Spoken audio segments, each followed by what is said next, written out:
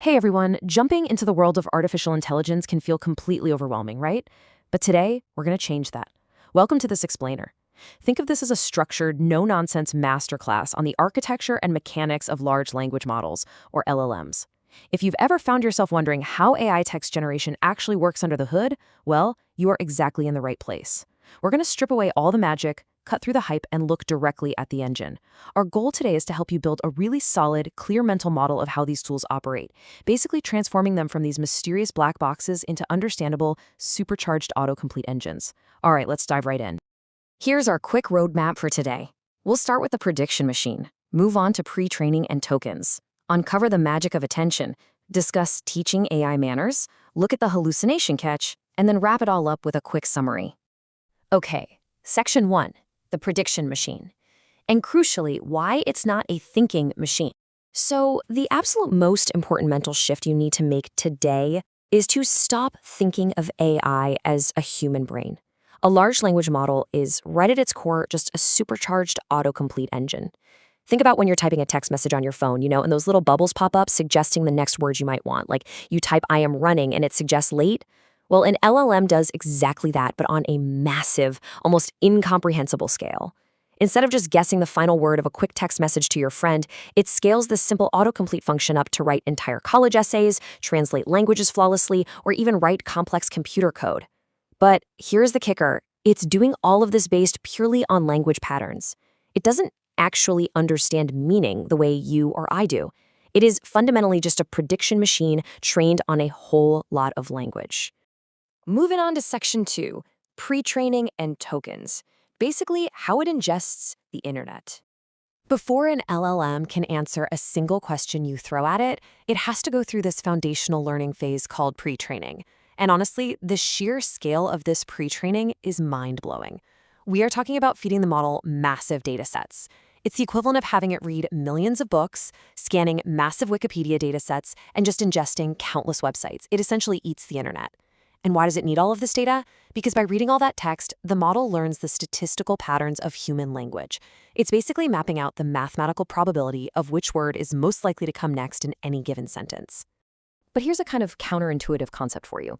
AI doesn't actually read words the way humans do. And that brings us to tokens. When you feed text into an LLM, it chops that text down into smaller mathematical puzzle pieces, which we call tokens. Depending on the word, a token could be an entire word, maybe just a chunk of a word, or sometimes even a single character. So the really crucial point here is that when the AI is processing that massive library of books and websites we just talked about, it's actually shuffling and predicting these mathematical tokens. It's basically solving a giant, complex statistical puzzle. Which brings us to Section 3, the magic of attention and connecting those context clues.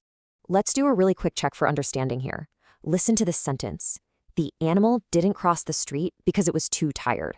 Now, as a human, you effortlessly know what the word "it" refers to in that sentence, right?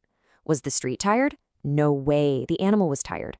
But how on earth does a computer, which is literally just predicting mathematical puzzle pieces, solve this grammar puzzle? Well, the answer lies in something called the attention mechanism. Modern LLMs are built on a specific neural network architecture known as the transformer. And the transformer's absolute secret weapon is this attention mechanism. Instead of reading a sentence blindly from left to right, just one word at a time, attention allows the model to look at all the words in a sentence at once. It weighs them against each other to figure out the most important context clues. So going back to our example, the attention mechanism is exactly what helps the computer mathematically realize that the token for "it" is strongly connected to the token for "animal" and not "street." It's an absolutely brilliant piece of engineering that gives us this really convincing illusion of comprehension.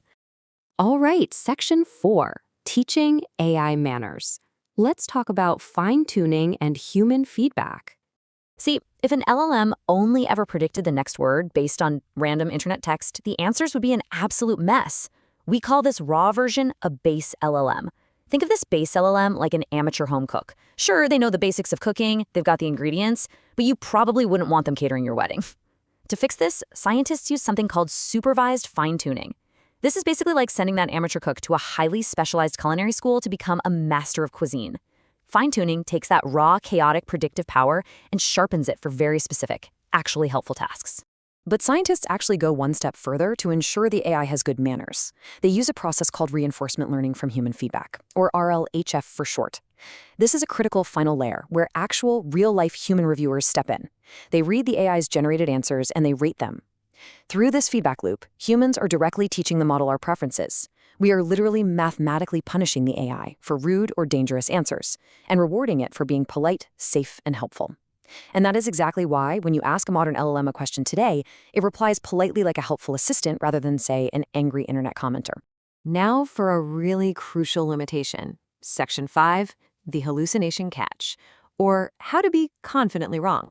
Because these models are ultimately just guessing the next most likely word based on statistics, they don't actually know what the truth is. Their primary goal is fluency, just sounding natural. And sometimes that goal of fluency results in a complete fabrication. We call this a hallucination. A hallucination happens when the model generates a response that sounds completely fluent, incredibly confident, but is entirely factually wrong. It's literally making things up, simply because those words statistically fit well together. There's a perfect analogy to cement exactly why you've got to be careful here. A hallucinating AI is like a GPS giving you directions super confidently, but occasionally leading you down a road that simply doesn't exist. This is why this matters so much to you as a user. You cannot blindly trust the output. You always have to remain vigilant and act as the final fact checker, because the machine doesn't actually know it's lying to you. It's just doing its best to complete the puzzle. Finally, Section 6, Summary. Let's lock in this mental model. Let's quickly recap the step-by-step journey of how raw text becomes a highly advanced AI assistant. First, we have pre-training, where the model ingests massive amounts of data from the internet to learn those statistical patterns.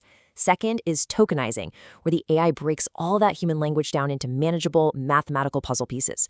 Third, the attention mechanism kicks in. That's the transformer's secret trick to look at all the worlds at once and predict context accurately. And finally, step 4, fine-tuning in RLHF, where human feedback adds the manners, ensuring the model is safe and actually helpful rather than totally chaotic. And there you have it. That is the architecture of an LLM. I want to leave you with a somewhat provocative thought today. If LLMs are ultimately just predicting the next mathematical puzzle piece, if they are just incredibly advanced autocomplete engines that can occasionally confidently hallucinate, how might we need to change the way we verify the answers they give us in our daily lives, in our schools, and in our workplaces? It's something to seriously reflect on as these tools become more and more integrated into our world. Thank you so much for hanging out with me for this explainer. I really hope this structured look under the hood has empowered you with a clear, solid understanding of the mechanics of large language models. Keep asking questions, keep learning, and I'll catch you in the next explainer.